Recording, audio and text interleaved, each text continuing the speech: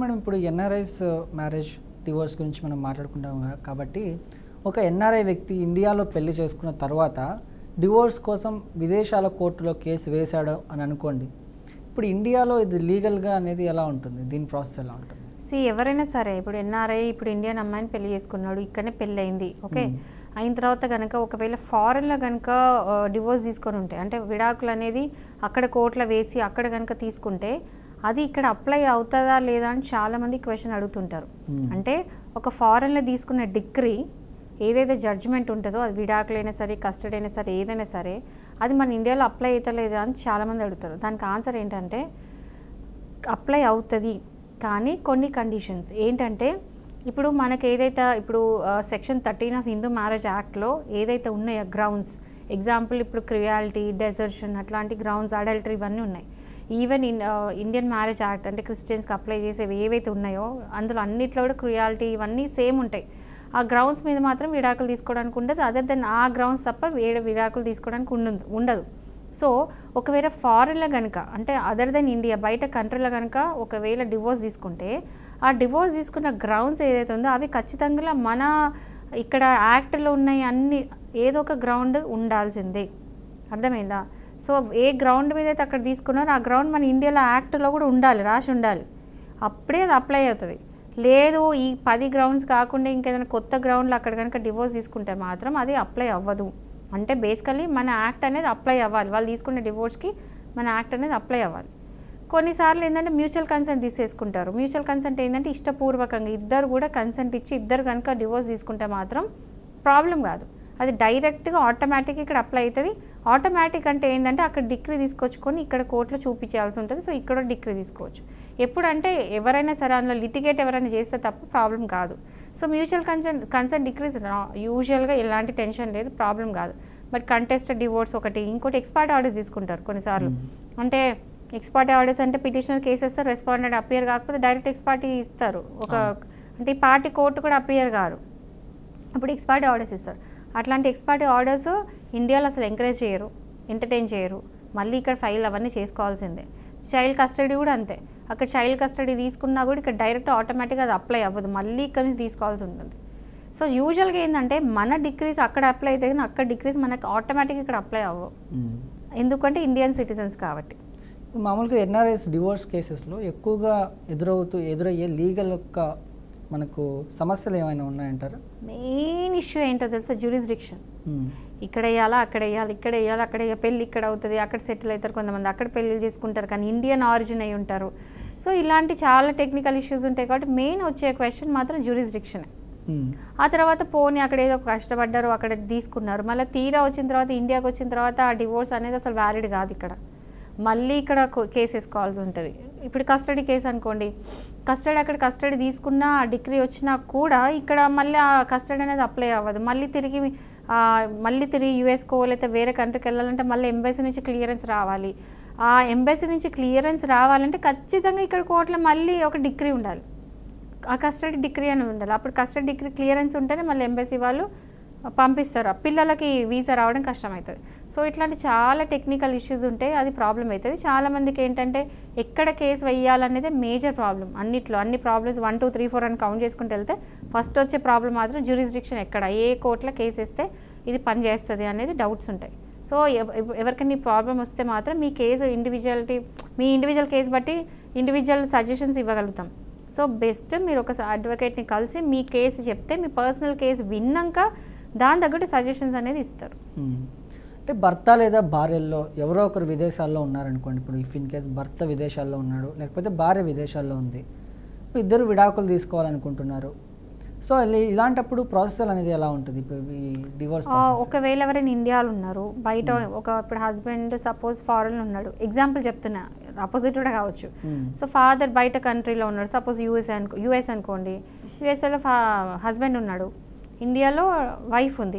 ఇక్కడ నుంచి wife divorce case వేసింది అనుకోండి, అక్కడ నుంచి కంటెస్ట్ చేయొచ్చు. ఎట్లా అంటే అక్కడ నుంచి జీపే ఇవ్వడము లేకపోతే వీడియో కాన్ఫరెన్స్లు ఉంటాయి కదా. సో చాలామంది ఏమనుకుంటారంటే సరే అబ్బాయి ఎక్కడో బయట ఉంటున్నాడు కదా, కేసెస్ వేయడానికి లేదేమో, మాకు న్యాయం జరగదేమో అనుకుంటారు.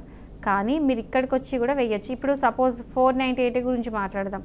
ఎవరైనా సరే ఇప్పుడు హస్బెండ్ వాళ్ళ వైఫ్ని హరాస్మెంట్ చేస్తున్నాడు, ఇప్పుడు ఇక్కడ పెళ్లి చేసుకొని వెళ్ళిండండి, ఇక్కడ నుంచి ఫారెన్ కంట్రీ పోయిన తర్వాత హెరాస్మెంట్ చేయడం స్టార్ట్ పెడితే అక్కడ కంప్లైంట్ ఇవ్వచ్చు. ఒకవేళ వైఫ్ కనుక ఇక్కడికి ఇండియాకి వచ్చేసిన తర్వాత ఇక్కడ నుంచి కూడా కేసు వేయచ్చు. సో ఇక్కడ నుంచి కేసు వేయచ్చు. అండ్ ఒకవేళ కోర్ట్స్లో కేసు వేయాల్సి వస్తే ఇక్కడ ఒక పార్టీ ఉండి ఫారెన్లో ఒక పార్టీ ఉన్నా కూడా స్టిల్ కేసు అనేది వేయచ్చు. అంటే జస్ట్ ఏంటంటే ఒక అడ్వకేట్ని పెట్టుకోవాలి, పర్మిషన్ తీసుకోవాలి కోర్టు నుండి, వీడియో కాన్ఫరెన్స్కి అడగవచ్చు, లేకపోతే మీ తరఫున వేరే వాళ్ళు వాదిస్తారు అని చెప్పి, అంటే వేరే వాళ్ళు రిప్రజెంట్ చేస్తారని చెప్పేసి జీపే ఇవ్వచ్చు, ఆర్ మీ తరఫున ఒక అడ్వకేట్ వాదిస్తారని చెప్పేసి అడ్వకేట్ని కూడా పెట్టుకోవచ్చు. సో ఈ 3 పద్ధతుల ద్వారా మీరు ఎవరైనా మీ కేసు అనేది కంటెస్ట్ చేసుకోవచ్చు. ఇప్పుడు మెయింటెనెన్స్ విషయానికి వస్తే ఇప్పుడు విదేశాల్లో కూడా సేమ్ ఇప్పుడు మన ఇండియాలో ఉన్నటువంటి కేసెస్లో ఎలా మెయింటెనెన్స్ జరుగుతుందో, మెయింటెనెన్స్ని క్యాల్కులేట్ చేసి దాన్ని ఇస్తూ ఉంటారో, సేమ్ విదేశాల్లో కూడా ఇలానే ఉంటుందా, లేకపోతే అందులో ఏమైనా మార్పులు ఉండే అవకాశాలు ఉన్నాయా? చూడండి, ఫారెన్ యాక్ట్ మనకి అప్లై అవ్వదు. ఎందుకంటే పెళ్ళి ఇక్కడ అంటే కండిషన్స్ ఉంటాయి. ఒకవేళ ఇండియాలో పెళ్ళి అయింది, ఒకవేళ అమ్మ ఇండియన్ పద్ధతుల ద్వారా పెళ్లి చేసుకుంది, పర్సనల్ లా అప్లై అవుతుంది. హిందూస్ అంటే హిందూ లా అప్లై అవుతుంది, ఒకవేళ ముస్లిమ్స్ అంటే ముస్లిం లా అప్లై అవుతుంది, క్రిస్టియన్స్ అంటే ఇండియన్ లా అప్లై అవుతుంది. ఇట్లా ఏ మతపరంగా వాళ్ళ పర్సనల్ లాస్ అప్లై అవుతుంటాయి. సో పెళ్ళిళ్ళు ఇక్కడ అయినాయి, ఒకవేళ పెళ్ళి ఇక్కడ అయింది, ఇక్కడ అయిన తర్వాత అక్కడికి వెళ్ళారు, లేదా అక్కడ ఒకవేళ అక్కడ పెళ్ళి అయితే మళ్ళీ డిఫరెంట్ కేసు. సో ఇక్కడ పెళ్ళి అయింది, ఇక్కడ ఇండియన్ ఆరిజిన్ ఉంటే మాత్రం ఇక్కడ లానే అప్లై అవుతుంది. ఓకే. సో ఒకవేళ నేనేం చెప్తున్నానంటే మీరు ప్రతి ఒక్కరికి ఒకటే ఉండదండి, చాలా చాలా చూడాల్సి వస్తుంది. అంటే ఎక్కడ పెళ్ళి అయింది, వీళ్ళు కొన్ని రోజులు ఇండియాలో ఉండి వెళ్ళారా, లేదా డైరెక్ట్ ఫారెన్కి వెళ్ళినారా, సో ఏంటి అనేది కొన్ని అంతా ఒక కేసు వచ్చినప్పుడు ఆ వాళ్ళ స్టోరీ అంతా విని దాన్ని బట్టి సజెషన్ చేయగలుగుతా. అంటే వాళ్ళు అంటే బేసికల్ ఏంటంటే ఒక కేసు టు ఒక కేసు చాలా డిఫరెన్స్ ఉంటుంది. సో బేసికల్లీ మెయిన్ చూసుకోవాల్సింది ఏంటంటే ఒకవేళ ఇండియాలో పెళ్ళి అయితే మాత్రం మొత్తం కూడా ఇండియన్ లానే అప్లై అవుతుంది. ఈవెన్ మీరు బయట కనుక డిగ్రీ తీసుకొని జడ్జిమెంట్ తీసుకొని వచ్చినా కూడా మళ్ళీ ఇక్కడ తీసుకోవాల్సిందే, అది అప్లై కూడా కాదు, మళ్ళీ స్టార్టింగ్ ప్రాసెస్ అంతా మళ్ళీ రీస్టార్ట్ చేయాలి. ఓకే. పిల్లల కస్టడీ విషయానికి వస్తే ఎన్ఆర్ఐ డివోర్స్ కేసుల్లో మామూలుగా ఎలాంటి సమస్యలు ఉంటాయి? ఇప్పుడు పిల్లల కస్టడీ గురించి, చైల్డ్ కస్టడీ ఏంటంటే చాలా డిఫరెన్సెస్ ఉంటాయి. అంటే నేను చైల్డ్ కస్టడీస్ చూసినప్పుడు అయితే ఏంటి ఇట్లాంటి ఇష్యూస్ కూడా ఉంటాయి అని అనిపించింది. టెక్నికల్ చాలా ఇష్యూస్ ఉంటాయి. బేసికల్ ఏంటంటే మన ఇండియన్ లాలో ఏంటంటే మనం ఇప్పుడు GWOPs వేస్తూ ఉంటాం. అండ్ ఎట్లా అంటే మన పర్సనల్ లాస్ అన్నీ కూడా అప్లై అవుతాయి. సో ఇలాంటివి ఏంటంటే ఈజీగా, అంటే మనకి ఏదైనా డిగ్రీ వచ్చినా కూడా ఈజీగా ఓకే కస్టడీ వచ్చింది, మదర్కి ఇస్తారా లేదా ఫాదర్కి ఇస్తారా అనేది ఒకటికి డిసైడ్ అవుతుంది. ఓకే, ఒకవేళ మదర్కి ఇచ్చింది అంటే ఫాదర్కి విజిటేషన్ రైట్స్ ఇస్తారు. విజిటేషన్ రైట్స్ ఏంటంటే ఈవెన్ చైల్డ్ మదర్ దగ్గర ఉన్నా కూడా ఫాదర్ వచ్చి ఎప్పుడప్పుడు విజిట్ చేయొచ్చు. టైమింగ్స్ ఉంటాయి వాటికి. సో అలాంటి టైమింగ్స్ ఇవన్నీ ఉంటాయి. బట్ ఏంటంటే మన ఇండియన్ లాకి అండ్ బయట లాస్కి చాలా డిఫరెన్స్ ఉంటుంది. అక్కడ ఏంటంటే అక్కడ డివోర్స్ ఆర్ వెరీ కామన్. అంటే ఇక్కడ 10 మంది, ఇక్కడ 100 మందిలో ఒక్కసారి ఒకరికి డివోర్స్ అయితే అక్కడ 10 మందిలో ఒకరికి డివోర్స్ అవుతుంది. సో డివోర్స్ అనేది వాళ్ళు ఆన్లైన్లో కూడా చేసుకునే రోజులు నడుస్తున్నాయి. సో చైల్డ్ కస్టడీ వచ్చేసరికి ఎట్లా ఉంటుంది అంటే వాళ్ళు టైం షేరింగ్ చేస్తారు. అక్కడ వేరే ఉంటుంది లా మొత్తం. ఇక్కడ కస్టడీ మొత్తం ఫాదర్కో లేదా మదర్కి ఇచ్చినట్టు ఉండదు. న్యాచురల్ గార్డియన్ అమ్మనే కాబట్టి అమ్మకి ఇవ్వడం ఎక్కువ శాతం జరుగుతుంటుంది. అలాంటివి అక్కడ జరగవు. టైం షేరింగ్ ఉంటుంది. టైం షేరింగ్ అంటే కొంత టైం ఇక్కడ ఉండాలి, కొంత టైం అక్కడ ఉండాలి. మాది డేసా మంత్సా అనేది కోర్ట్ డిసైడ్ చేస్తుంది. ఈక్వల్గా ఇద్దరు లయబుల్ ఉంటారు. మదర్ అండ్ ఫాదర్కి ఈక్వల్ రైట్స్ ఉంటాయి. కొన్నిసార్లు ఏంటంటే నాకు వద్దు అని కనుక మదర్ కానీ ఫాదర్ కానీ కనుక అంటే అప్పుడు ఎవరో ఒకరు ఉంచేసుకుంటారు. బట్ ఎక్కువ శాతం 90% కేసెస్లో మాత్రం టైం షేరింగ్ ఉంటుంది. ప్రాపర్టీలో కూడా షేరింగ్ ఉంటుంది. అన్నీ ఈక్వల్గా ఉంటాయి. మదర్ అండ్ ఫాదర్కి ఈక్వల్గా ఉంటాయి.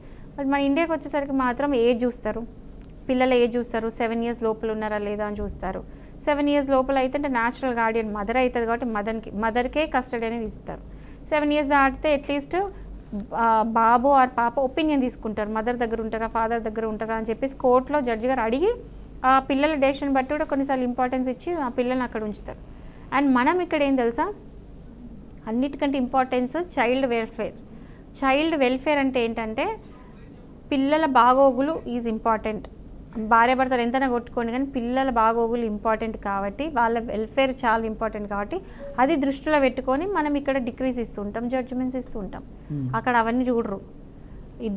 ఇద్దరికి వైఫ్ అండ్ హస్బెండ్కి ఈక్వల్గా ఉంది రైట్స్, ఇద్దరు ఏమైనా చేసుకోండి, ఇద్దరు షేర్ చేసుకోండి అని చెప్తారు. ఇక్కడ మనము పిల్లల మెంటాలిటీ ఎఫెక్ట్ అవుతుంది లేదా వాళ్ళ రేపు ఎడ్యుకేషను లేకపోతే ఉండడం అవంతా ఎఫెక్ట్ అయితే లేదని ఆలోచిస్తూ ఉంటారు. సో చాలా డిఫరెన్సెస్ ఉంటాయి ఫారిన్ కంట్రీకి ఉన్న మనకి. ఆలోచన విధానంతో పాటు లాస్ కూడా ఉంటుంది. మన ఆలోచన విధానం బట్టి మనం ఇక్కడ లాస్ క్రియేట్ చేసుకున్నాం. అదే ఫారెన్లో వాళ్ళ ఆలోచనల ప్రకారం వాళ్ళు లాస్ పెట్టుకున్నారు. వాళ్ళ సొసైటీ, వాళ్ళ ఏమంటారు కస్టమ్స్, దాన్ని బట్టి వాళ్ళు పెట్టుకున్నారు. మనకి ఇక్కడ మన ట్రెడిషన్ బట్టి, కస్టమ్స్ బట్టి మనం పెట్టుకున్నాం.